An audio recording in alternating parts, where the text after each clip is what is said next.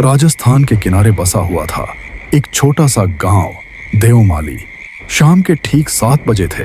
पूरा आसमान काले बादलों से ढका हुआ था और बीच बीच में बिजली की तेज चमक अंधेरे को चीर रही थी। ऐसा लग रहा था मानो किसी भी पल मूसलाधार बारिश शुरू हो जाएगी। गांव के बाहर खेतों के पास कुछ ग्रामीण एक जगह बैठे आपस में बातें कर रहे थे। चारों ओर फैली खामोशी, ठंडी हवा और गरजते बादल माहौल को और भी रहस्यमय बना रहे थे। अरे काका, पिछले 2 दिनों से लगातार बारिश हो रही है। आज मौसम थोड़ा साफ हुआ था, लेकिन लगता है फिर से बारिश शुरू होने वाली है। हाँ बेटा, मुझे भी कुछ ऐसा ही लग रहा है। इन काले बादलों को देखकर तो लगता है कि आज रात फिर जोरदार बारिश होगी। देखते ही देखते मूसलाधार बारिश शुरू हो गई। कुछ ही पलों में तेज बारिश की बूंदों ने पूरे गांव को अपनी चादर में ढक लिया। आसमान में लगातार बिजली चमक रही थी और बादलों की तेज गड़गड़ाहट से पूरा इलाका गूंज उठा। लो, ये बारिश भी शुरू हो गई। अब घर कैसे जाएंगे? काका, अब तो लगता है हम लोग घर भी नहीं जा पाएंगे। आपके ज़माने की कोई भूतिया कहानी सुनाइए ना। हाँ काका, ऐसी मूसलाधार बारिश में भूत की कहानी सुनने का मजा ही कुछ और होता है। अच्छा, भूत की कहानी सुननी है, लेकिन रात का समय है, कहीं डर तो नहीं जाओगे? अरे नहीं काका, हम अब छोटे बच्चे थोड़ी हैं कि डर जाएंगे। आप बेझिझक कहानी सुनाइए। ठीक है, तो सुनो। ओडिशा राज्य में बसा हुआ एक छोटा सा गांव था मदनपुर। मदनपुर जाने के लिए सिर्फ एक ही रास्ता था और वह था घने जंगल के बीच से गुजरने वाला रास्ता। अमावस्या की रात न कोई उस रास्ते से गांव के बाहर जाता था और न ही कोई बाहरी आदमी उस रास्ते से गांव में आता था। गांव के बड़े बुजुर्ग कहते थे कि अमावस्या की रात उस जंगल में एक बुरी छाया भटकती है। इसीलिए जैसे ही शाम ढलती, लोग अपने अपने घरों के दरवाजे बंद कर लेते और उस रास्ते की तरफ देखने की भी हिम्मत नहीं करते थे।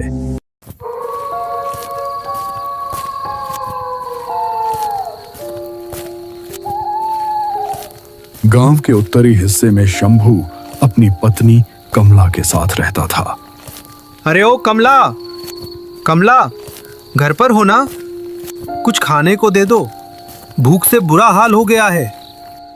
अजी सुनते हो, आज तो घर में बनाने के लिए कुछ भी नहीं था। ऊपर से इतनी गर्मी है कि कुछ खाने का मन भी नहीं कर रहा। ये लो, पानी भात है, यही खा लो। हाँ कमला, गर्मी तो सच में बहुत पड़ रही है। घर के अंदर घुसते ही ऐसा लगता है जैसे भट्टी में आ गए हों। और हम इतने गरीब हैं कि एक पंखा खरीदने के भी पैसे नहीं हैं। सुनो जी, क्यों ना आज रात घर के अंदर सोने की बजाय बाहर सोएं? बाहर कम से कम ठंडी हवा तो चलती है, न घुटन होगी न इतना पसीना। आराम से खाट बिछाएंगे और चैन की नींद सोएंगे। लेकिन आज तो अमावस्या की रात है। बड़े बुजुर्ग कहते हैं कि आज की रात खुले आसमान के नीचे सोना खतरे से खाली नहीं होता। पता नहीं कौन सी अनहोनी हो जाए। अरे छोड़ो भी, ये सब पुरानी बातें हैं। इतनी गर्मी में घर के अंदर कैसे सोएंगे? ठीक है, अगर तुम इतना कह रही हो तो आज बाहर ही सो जाते हैं। जो होगा देखा जाएगा। तभी जंगल की गहराइयों से एक ऐसी डरावनी चीख गूंजी कि पूरा इलाका कांप उठा। कमला, सुना तुमने? जंगल की तरफ से कैसी भयानक आवाज आई। अरे कोई जंगली जानवर होगा जी। आप भी ना छोटी छोटी बातों में डर जाते हो। शंभू ने पानी भात खाया और घर के बाहर खाट बिछा दी। थोड़ी ही देर में दोनों पति पत्नी गहरी नींद में सो गए। रात के लगभग 11 बजे अचानक शंभू की नींद खुल गई। उसे पेशाब लगी थी। वह उन्हीं आंखों से उठा और घर से कुछ दूर चला गया। शंभू अभी पेशाब कर ही रहा था कि अचानक उसके पीछे से एक काली परछाई बिजली की रफ्तार से गुजरी। कौन? कमला, तुम हो क्या? कांपते हुए उसने धीरे धीरे पीछे मुड़कर देखा और अगले ही पल उसके दिल की धड़कन मानो थम गई। उसके सामने एक भयानक चुड़ैल खड़ी थी। उसके बिखरे हुए लंबे बाल जमीन तक लटक रहे थे। लाल लाल आंखें अंगारों की तरह चमक रही थीं और उसके चेहरे पर एक डरावनी मुस्कान फैली हुई थी। तुझे और तेरी बीवी को बाहर सोने का बहुत शौक है ना? तो सो आज की रात हमेशा के लिए बाहर ही सो जाओगे। यह सुनते ही शंभू के पैरों तले जमीन खिसक गई। उसके मुंह से चीख तक नहीं निकल पाई। वह जान बचाकर पूरी ताकत से घर की ओर भागा। अरे भाग्यवान, जल्दी उठो। अरे क्या हुआ? सोने दो ना, अभी तो आधी रात भी नहीं हुई है। तुम्हें अभी भी नींद आ रही है और उधर हमारे पीछे चुड़ैल पड़ गई है। यह सुनते ही कमला एकदम उठकर बैठ गई। क्या जी, आप सच बोल रहे हैं ना? कहीं मजाक तो नहीं कर रहे? ऐसी बात पर कोई मजाक करता है क्या? पहले मेरे साथ घर के अंदर चलो, जल्दी। दोनों बिना एक पल गंवाए घर के अंदर भागे और शंभू ने तुरंत दरवाजा अंदर से बंद कर दिया। हांफते हांफते उसने बाहर जो कुछ देखा था वह पूरी बात कमला को बता दी। सब सुनने के बाद कमला के चेहरे पर भी डर साफ दिखाई देने लगा। तभी बाहर से किसी के चलने और खाट के चरमराने की आवाज आने लगी। कमला घबराकर दरवाजे की ओर बढ़ी, लेकिन शंभू ने तुरंत उसका हाथ पकड़ लिया। अरे पागल हो गई हो क्या? दरवाजा मत खोलना, बाहर वही चुड़ैल हो सकती है। दोनों दबे पांव खिड़की के पास पहुंचे और धीरे धीरे बाहर झांका। जो नजारा उन्होंने देखा उसे देखकर दोनों के शरीर में सिहरन दौड़ गई। वह चुड़ैल उनकी खाट पर लेटी हुई थी और उसकी लाल चमकती आंखें सीधे घर की खिड़की की ओर टिकी थीं, मानो वह पहले से जानती हो कि शंभू और कमला उसे देख रहे हैं। मैंने पहले ही कहा था कि अमावस्या की रात बाहर सोना ठीक नहीं होगा। अब देख लिया ना, क्या हो गया? सुनो जी, अब समझ में आ गया। इतनी गर्मी भी सह लेंगे, लेकिन आज के बाद कभी अमावस्या की रात घर के बाहर नहीं सोएंगे। हाँ कमला, आज तो जान बच गई। अगर थोड़ी भी देर हो जाती तो पता नहीं हमारे साथ क्या हो जाता। घर कितना भी गर्म क्यों ना हो, बाहर सोने से तो अच्छा है। कम से कम हम सुरक्षित तो रहेंगे। तुम ठीक कह रही हो। बस कल सुबह जैसे भी करके कुछ पैसे का इंतजाम करूंगा, चाहे उधार ही क्यों ना लेना पड़े। लेकिन इस बार घर के लिए एक पंखा जरूर लेकर आऊंगा। हाँ जी, पंखा आ जाएगा तो हमें बाहर सोने की जरूरत ही नहीं पड़ेगी। किसी तरह दोनों ने पूरी रात जागते जागते काटी। गर्मी, डर और बेचैनी के बीच उनकी आंख भी नहीं लगी। जैसे ही सुबह हुई, शंभू बिना देर किए गांव के जमींदार के घर पहुंच गया। उसे उम्मीद थी कि शायद कुछ पैसे उधार मिल जाएं, ताकि वह अपने घर के लिए एक पंखा खरीद सके। जमींदार के सामने पहुंचकर शंभू ने पिछली रात की पूरी घटना विस्तार से सुना दी। मालिक, कृपया करके मुझे 500 रुपए उधार दे दीजिए। मैं आपकी मेहनत मजदूरी करके एक एक पैसा चुका दूंगा। बस घर के लिए एक पंखा लेना बहुत जरूरी है। ठीक है शंभू, मैं तुझे पैसे दे दूंगा, लेकिन मुफ्त में नहीं। कल मेरे खेत में नई फसल बोई जानी है। आज ही पूरा खेत खोदना पड़ेगा। अगर तू ये काम पूरा कर देगा तो शाम होते ही मैं तुझे पूरे 500 रुपए दे दूंगा। शंभू जमींदार का काम खत्म करते करते शाम के 4:30 बज चुके थे। वह हड़बड़ी में जमींदार साहब से पैसे लेकर दूसरे गांव पंखा लेने चला गया। करीब 1 घंटे बाद वह पंखे की दुकान के सामने पहुंचा। भाई साहब, कोई सस्ता सा पंखा दिखाइए। ये लो भाई, ये पंखा सस्ता भी है और मजबूत भी, केवल 600 रुपए का है। भाई, मैं गरीब आदमी हूँ, मेरे पास सिर्फ 500 रुपए है। भाई, 500 रुपए में नहीं होगा। कृपया करके दे दीजिए भैया, इतनी गर्मी में रहा नहीं जा रहा। लगता है मेहनत मजदूरी करने वाले आदमी हो। अच्छा, ले जाओ। शंभू खुश होकर पंखा सिर पर रखा और अपने गांव लौटने लगा। तब तक शाम के 6 बज चुके थे। अच्छा हुआ किसी तरह एक पंखा मिल गया। अब कम से कम रात में घर के अंदर ही चैन की नींद सो पाएंगे। रोज रोज इस भयानक गर्मी में बाहर सोने की जरूरत नहीं पड़ेगी। कमला भी बहुत खुश हो जाएगी। चलो, आज हमारी सारी परेशानी खत्म हो जाएगी। शंभू पंखा सिर पर रखे तेज तेज कदमों से अपने गांव की ओर बढ़ रहा था। सूरज पूरी तरह ढल चुका था और चारों ओर धीरे धीरे अंधेरा फैलने लगा था। रास्ता सुनसान था। कहीं कहीं झींगुरों की आवाज और पेड़ों से टकराती हवा की सरसराहट माहौल को और भी रहस्यमय बना रही थी। जैसे ही शंभू मदनपुर गांव की सीमा पर पहुंचा, उसे अचानक ऐसा महसूस हुआ कि उसके सिर पर रखा पंखा पहले से कई गुना भारी हो गया है। हर कदम के साथ उसका वजन बढ़ता ही जा रहा था, मानो कोई अदृश्य शक्ति उसे नीचे की ओर खींच रही हो। अरे, ये पंखा इतना भारी कैसे हो गया? शायद दिन भर खेत में काम किया है, इसलिए थकान की वजह से ऐसा लग रहा है। लेकिन जैसे जैसे शंभू आगे बढ़ता गया, पंखे का वजन लगातार बढ़ने लगा। अब उसे पंखा सिर पर उठाकर चलना भी मुश्किल लग रहा था। उसके माथे से पसीना टपकने लगा और सांसें तेज हो गईं। कुछ दूर चलने के बाद उससे और नहीं चला गया। वह सड़क किनारे एक जगह रुक गया।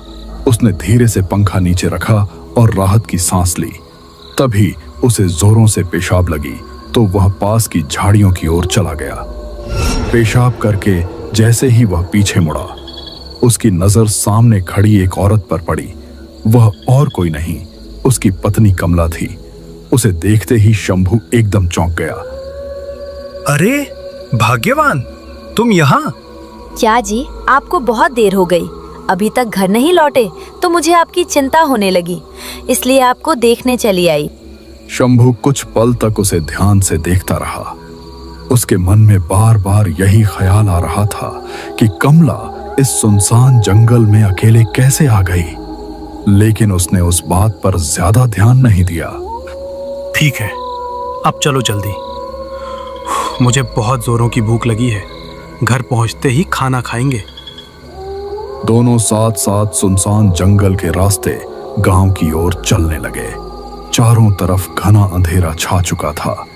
पेड़ों की टहनियां हवा से हिल रही थीं और झींगुरों की आवाज पूरे जंगल में गूंज रही थी। तभी जंगल की गहराइयों से एक ऐसी डरावनी चीख गूंजी कि शंभू का कलेजा कांप उठा। अरे बाप रे, कितनी डरावनी आवाज थी। भाग्यवान, सुना तुमने? लेकिन पीछे से कोई जवाब नहीं आया। उसका दिल जोर जोर से धड़कने लगा। कांपते हुए उसने धीरे धीरे पीछे मुड़कर देखा और अगले ही पल उसके पैरों तले जमीन खिसक गई। कमला की जगह वही भयानक चुड़ैल खड़ी थी। उसके बिखरे हुए लंबे काले बाल हवा में लहरा रहे थे। लाल लाल आंखें अंगारों की तरह चमक रही थीं और उसके चेहरे पर एक डरावनी मुस्कान फैल गई। क्यों, आज बाहर नहीं सोएगा? कल तो बच गया था, लेकिन आज तुझे मुझसे कौन बचाएगा? इतना कहते ही चुड़ैल जोर जोर से हंसने लगी। उसकी हंसी पूरे जंगल में गूंज उठी। शंभू के हाथ पांव कांपने लगे। उसके शरीर का सारा खून मानो सूख गया हो। वह डर के मारे पंखा वहीं छोड़कर पूरी ताकत से गांव की ओर भागने लगा। गुजरात के समुद्री किनारे बसा एक छोटा सा गांव था, माणिकपुर। वह गांव नहीं बल्कि एक जीता जागता श्मशान था। वहां के लोग जिंदा तो थे, लेकिन हर दिन डर के साए में जी रहे थे। गांव वाले चाहते थे कि वे इस गांव को छोड़कर कहीं और चले जाएं, लेकिन एक शैतानी ताकत किसी को भी माणिकपुर से बाहर निकलने नहीं देती थी। हर रात 8 बजे से पहले ही सभी लोग अपने अपने घरों के दरवाजे बंद कर लेते और भगवान के सामने हाथ जोड़कर बस यही प्रार्थना करते कि उनके परिवार के साथ कोई अनहोनी न हो। काका, आखिर ये सब कब तक चलता रहेगा? अगर इसी तरह लोग मरते रहे तो एक दिन माणिकपुर का नाम सुनकर भी लोग डरेंगे। बेटा, अब ये गांव पहले जैसा नहीं रहा। यहाँ हर रात किसी न किसी घर में मातम छा जाता है। कोई नहीं जानता कि अगला नंबर किसका होगा। लेकिन काका, आखिर इस सब की शुरुआत कैसे हुई थी? कहते हैं कई साल पहले इस गांव में एक बहुत बड़ा पाप हुआ था। उसी दिन से ये शैतानी ताकत माणिकपुर पर मंडरा रही है। जिसने भी उसके बारे में सच जानने की कोशिश की वो कभी जिंदा वापस नहीं आया। तभी दूर मंदिर की घंटी अपने आप बजने लगी। चाय की दुकान पर बैठे सभी लोग एक दूसरे का चेहरा देखने लगे। काका, मंदिर में तो इस समय कोई भी नहीं जाता, फिर घंटी कैसे बज रही है? इतने में पूरे गांव में कुत्ते एक साथ जोर जोर से भौंकने लगे। हवा अचानक बर्फ जैसी ठंडी हो गई। काका के चेहरे का रंग उड़ गया। 8 बजने वाले हैं सब लोग, अभी के अभी अपने अपने घर भागो। लगता है वो फिर से जाग चुकी है। इतने में हम देखते हैं कि गांव की उत्तरी दिशा में मदन का घर था, जहां वह अपनी बूढ़ी माँ के साथ रहता था। अरे बेटा, इतनी रात को कहाँ जा रहा है? तुझे पता नहीं क्या बाहर मौत मंडरा रही है? मदन एक किसान था। एक किसान के लिए उसकी जमीन और उसकी फसल सिर्फ संपत्ति नहीं होती, बल्कि उसके जीवन से भी बढ़कर होती है। माँ, तुझे तो पता है हमारी फसल 2-3 दिन में कटने वाली है। ऊपर से आजकल जंगली सूअर सबका खेत बर्बाद कर रहे हैं। अगर मैं आज खेत नहीं गया तो सारी मेहनत पर पानी फिर जाएगा। नहीं बेटा, चाहे फसल बर्बाद हो जाए लेकिन तू मत जा। रात के 9 बज रहे हैं। तुझे अच्छी तरह पता है कि इस गांव में रात के बाद क्या होता है। माँ, तू भी कैसी बातें कर रही है? मैंने दिन रात मेहनत करके इस फसल को तैयार किया है। मैं इसे अपनी आंखों के सामने बर्बाद नहीं होने दूंगा। तू मेरी चिंता मत कर, खाना खाकर सो जा। मैं 12 बजे तक वापस आ जाऊंगा। माँ ने उसे लाख समझाने की कोशिश की, लेकिन मदन नहीं माना। बाहर चारों ओर गहरा सन्नाटा पसरा हुआ था। कच्चे रास्ते पर उसके कदमों की आवाज साफ सुनाई दे रही थी। दूर दूर तक कोई दिखाई नहीं दे रहा था। कुछ दूर चलने के बाद उसे ऐसा लगा जैसे उसके पीछे भी कोई चल रहा हो। उसने पीछे मुड़कर देखा, लेकिन वहां कोई नहीं था। शायद मेरा वहम होगा। यह सोचकर वह फिर आगे बढ़ने लगा, लेकिन इस बार जैसे ही उसने कुछ कदम बढ़ाए, वही चलने की आवाज फिर सुनाई दी। कौन है? सामने आ। लेकिन चारों तरफ सिर्फ सन्नाटा था। उसी समय दूर खेतों की तरफ से जंगली सुअरों के चिल्लाने की आवाज आने लगी। मदन को लगा कि वे उसकी फसल में घुस गए हैं। हे भगवान, कहीं मेरी फसल। वह दौड़ते हुए अपने खेत की तरफ भागा, लेकिन खेत के पास पहुंचते ही उसके कदम अपने आप रुक गए। उसकी पूरी फसल बिल्कुल सुरक्षित थी। अगर फसल सुरक्षित है तो फिर सुअरों की आवाज कहां से आ रही थी? तभी अचानक किसी ने पीछे से उसके कंधे पर हाथ रख दिया। मदन का पूरा शरीर कांप उठा। उसने घबराकर पीछे मुड़कर देखा। वहां लगभग 70 साल का एक बूढ़ा आदमी खड़ा था। बाबा, आप कौन हैं? और इस समय यहाँ खेत में क्या कर रहे हैं? बेटा, मैं रंगपुर का रहने वाला हूँ। अपनी बेटी के घर गया था। लौटते लौटते अंधेरा हो गया। बुढ़ापे की वजह से मुझे रास्ता ठीक से दिखाई नहीं दिया, इसलिए भटकते भटकते यहाँ आ गया। अरे बाबा, आप तो मेरे खेत में आ गए हैं। रंगपुर तो यहाँ से करीब 4 किलोमीटर दूर है। बेटा, मुझे माफ कर देना। अनजाने में तुम्हारे खेत में चला आया। अगर हो सके तो क्या तुम मुझे रंगपुर तक छोड़ देगा? कोई बात नहीं बाबा, चलिए मैं आपको रंगपुर छोड़ देता हूँ। दोनों अंधेरे रास्ते पर धीरे धीरे आगे बढ़ने लगे। चारों ओर गहरा सन्नाटा पसरा हुआ था। सिर्फ उनके कदमों की आवाज और ठंडी हवा की सरसराहट ही सुनाई दे रही थी।